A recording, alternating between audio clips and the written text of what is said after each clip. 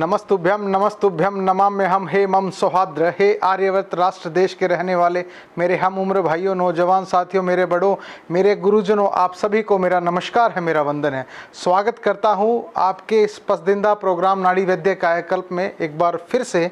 और आज हमारा विषय रहेगा कि आम वात क्या है। आम और वात जब दोनों मिल जाते हैं, जब हमारे शरीर में इनका विचरण होने लग जाता है, वायु की दुष्टि और कच्चा रस जब पूरे शरीर में फैलने लग जाता है, तो वह किस प्रकार से शरीर में रोगों की उत्पत्ति का कारण बनता है और उसके दुष्परिणाम क्या आते हैं, आज हम इसी विषय पर बात करेंगे। जठर अनल दौर्बल्य विपक्वस्तु यो रस सयाम संज्ञ को देहे सर्वदोष प्रकोपेण। कि जठरा अग्नि की दुर्बलता के कारण जिस कच्चे रस की उत्पत्ति शरीर में हो जाती है, उसी को आचार्यों ने आम वात की स्थिति या आम वात रोग का नाम दिया गया है। हमारे शरीर में 13 प्रकार की अग्नियां काम करती हैं। 5 भूत अग्नि है, पृथ्वी जल अग्नि वायु आकाश। 7 हमारी धातुआं अग्नि है, रस रक्त मांस मेद अस्थि मज्जा शुक्र। और शुक्र के बाद आपकी एनर्जी पावर जो अष्ट धातु बोली जाती है, कई आचार्यों ने उसको अष्ट धातु माना है, जिसको ओज और बल माना गया है।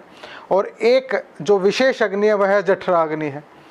जब हमारे दिन प्रतिदिन के खान पान से या गलत दिनचर्या ऋतुचर्या या रात्रिचर्या का यदि हम पालन करते हैं, गलत ढंग से यदि हम सेवन कर रहे हैं, खाना पीना समय पर नहीं है, गरिष्ठ भोजन का अभिसंधि पदार्थों का यदि हम प्रयोग कर रहे हैं, बगैर पचे पुनः दोबारा से खाने का भोजन का यदि हम सेवन कर रहे हैं, तो वह हमारी जठरा अग्नि को मंद अग्नि में ले जाता है, और जिससे सारे शरीर में वायु का अनुलोमन न होकर और वह वायु गुदा मार्ग से बाहर न निकलकर शरीर में कच्ची वायु प्रकूपित वायु जब घर बना लेती है, तो वह एक अनावश्यक प्रकार का तनाव खिंचाव हमारी नसों पर डालती है। क्योंकि रस धातु की कमी के कारण रक्त धातु की कमी आती है।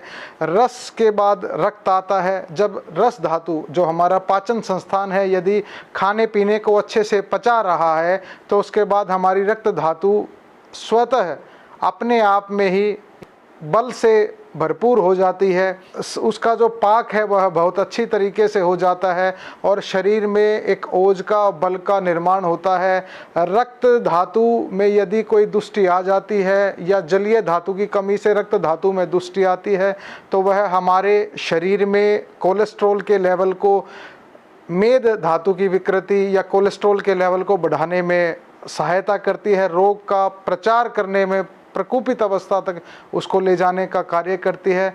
तो इस प्रकार से, और इस आम वात के रोग जो जिसके बारे में हम बात कर रहे हैं, जब यह अपना शरीर में जड़ बना लेता है, तो इसके बारे में आचार्यों ने बहुत पहले ही व्याख्यान दिया है। स कष्ट सर्व रोगाणाम यदा प्रकोपितो भवेत्। कि इस कष्ट से बड़ा कोई कष्ट नहीं है यदि यह हमारे शरीर में प्रकोपित हो जाता है। हस्तपाद शिरो गुल्फ त्रिक जानू उर्संदिशु, हाथ पैरों त्रिक हमारे सैक्रम रीजन में और हमारे घुटनों तक यह फैल जाता है, छोटी संधियों तक फैल जाता है। करोति सह रुजम शोथम यत्र दोषः प्रपद्यते। कि रुज के साथ, दर्द की उत्पत्ति के साथ यह शोथ की उत्पत्ति कर देता है। जन येत सो अग्निर्दौर्बल्यम प्रसेक अरुचि ही गौरवम।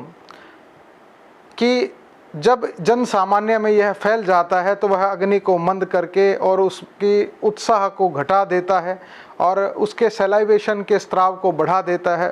प्रसेक अरुचि गौरवम उत्साहानिम वैरस्य दाहम च बहुमूत्रताम कुक्षी कठिनाई शूलम तथा निद्रा विपर्यम तृच्छर्दि ब्रह्मूर्छा हृदयग्रम विड विबद्धताम जाड्या अंत्र कूजम अनाहम कष्टाश्च अन्यान उपद्रवान। कि जब सारे शरीर के इन रीजन्स को, इन शरीर के हिस्सों को, अंगों को जब यह घेर लेता है, तो यह हमारे शरीर में इसके अलावा अन्य रोगों की उत्पत्ति कर देता है। तो ऐसे यदि लक्षण आपके शरीर में कभी भी आपको महसूस होते हैं, तो उस समय पर आप गरिष्ठ भोजन को त्याग दीजिए, हल्का सुपाच्य आहार खाना शुरू कीजिए। एक वक्त यदि आप खाने का इस्तेमाल करते हैं सुबह के समय और रात का खाना यदि आप छोड़ देते हैं तो यह स्वतः आम वात को ठीक करने में हमारी सहायता करता है। विकृत वात जनित तो हो व्याधि वातज व्याधि, जब वायु की विकृति आ जाती है तो वह वात व्याधि का जन्म लेती है और उसके साथ यदि आम की भी दुष्टि हो जाती है तो उसको आम वात का रोग कहा गया है। तो ऐसे में आप बहुत कम खाने का इस्तेमाल कीजिए। अभिसंधि, जिस खाने को पचाने में हमें बहुत ज़्यादा समय लगता है, ऐसे गरिष्ठ और अभिसंधि पदार्थों को, तले हुए पदार्थों को आप खाने की चेष्टा मत कीजिए और व्रत का पालन कीजिए। कम खाइए, एक समय पे खाइए। पानी का इस्तेमाल रोज़ाना 10 गिलास तक आप घूट घूट कर कीजिए। जितना सलाइवा आपके पानी के साथ आमाशय में जाएगा आपके पीएच के लेवल को कंट्रोल करेगा, पित्त की दुष्टि को दूर करने में सहायता करेगा। तो इस प्रकार से यदि आप भोजन को नियमित रूप से या सही तरीके से आप खाना खाने लग जाते हैं तो आप आम वात की दुष्टि से बच सकते हैं। और एक और विशेष बात ध्यान देने की यह है कि जो भोजन जैसे दालें हैं आपकी पचने में बहुत ज़्यादा समय लेती हैं, तो यदि आप उसका सेवन मात्र सुबह करने से आप इस रोग पर काबू पा जाते हैं। आप दही का इस्तेमाल करते हैं तो उसमें भुना हुआ जीरा और सेंधे नमक का इस्तेमाल कर सकते हैं। दही में आप मीठा डाल के भी इस्तेमाल कर सकते हैं। उसका, इन दोनों का दही के साथ इस्तेमाल करने से शरीर पर प्रभाव यह रहेगा कि यह पचने में सुपाच्य हो जाएगी। और इस प्रकार से यदि आप दूध का भी सेवन कर रहे हैं तो यदि आप दूध में सौंफ और अदरक को डालकर उबाला देकर अगर आप उसका सेवन करते हैं तो वह आपके शरीर में बहुत जल्दी जाकर पचने का कार्य करता है। तो और यदि इन कार्यों से भी यदि आपको आराम नहीं आता है तो आप हमारे द्वारा बनाए गए वैदिक कटोर का, जो आपके शरीर से मल को बाहर निकालने का विशेष कार्य करता है, खून को बढ़ाने का कार्य करता है, हमारी आंतों को लुब्रिकेशन देता है, उसका इस्तेमाल कर सकते हैं। आप हमारे आम वात हर किट का इस्तेमाल कर सकते हैं जिसमें हम आपको पुनर्वारिष्ट का भी सेवन कराते हैं। पुनर्नवा, जो आपके सेल्स जो मरने लग गए हैं उनको दोबारा से जीवाने का कार्य करता है। और उसके साथ साथ अन्य पाचक चूर्ण और रस औषधियाँ आपको दी जाती हैं। रसात रक्तम ततो मांसम मांसान मेदस्तु अस्थि च अस्थिनो मज्जा ततो शुक्रम शुक्राद गर्भम प्रजायते। यदि पाचन संस्थान हमारा अच्छा हो जाता है, रस धातु की विकृति दूर हो जाती है, उससे रक्त धातु अच्छी बनती है। रस, रक्त, मांस, मेद, अस्थि, मज्जा, शुक्र, यदि शुक्र धातु तक हमारी सप्त धातुएं प्रबल हो जाती हैं तो उसके बाद हमारे शरीर में ओज का निर्माण होता है। ओज के बाद एक इम्यूनिटी पावर बनती है, एनर्जी का लेवल बढ़ता है। तो इस प्रकार से सब चीज़ें पाचन संस्थान पर ही निर्भर करती हैं। आप क्या खाएं क्या न खाएं इसका स्वतः प्रभाव आपकी अग्नि पर जाता है।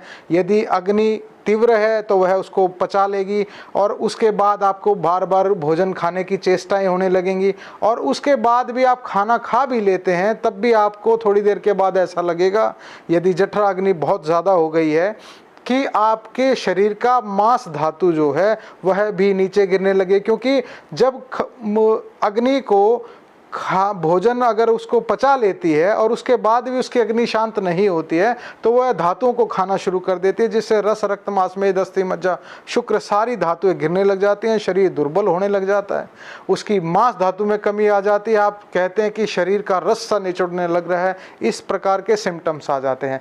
यदि मंद अग्नि हो जाती है तो आप में आम वात की उत्पत्ति हो जाती है, रोग नए नए बनने लग जाते हैं। जिस भी दोष से की प्रकोपित अवस्था शरीर में घर कर जाती है उसी के अनुसार शरीर में लक्षण आने लग जाते हैं। तो इस प्रकार से आप अपने शरीर में आए हुए रोगों को पहचानें और गरिष्ठ भोजन को त्याग दें। घर का बना हुआ खाने का इस्तेमाल करना शुरू कीजिए, बाहर का बिल्कुल छोड़ दें। घर में ही आपके पास सारी औषधियाँ रसोई घर में हैं, आप उनका इस्तेमाल कीजिए।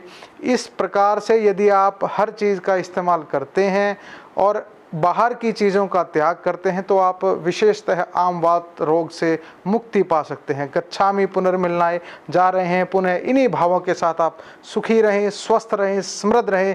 जय भारती, जय आयुर्वेद।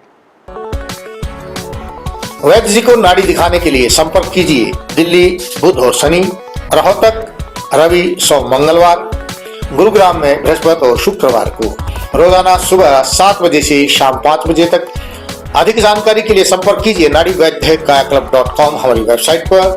और रोगों का घरेलू इलाज जानने के लिए देखिए हमारा YouTube चैनल नाड़ी वैद्य कायाकल्प। वैद्य जी से नाड़ी दिखाने के लिए संपर्क कीजिए 8595 299 299 या 7428 299 299।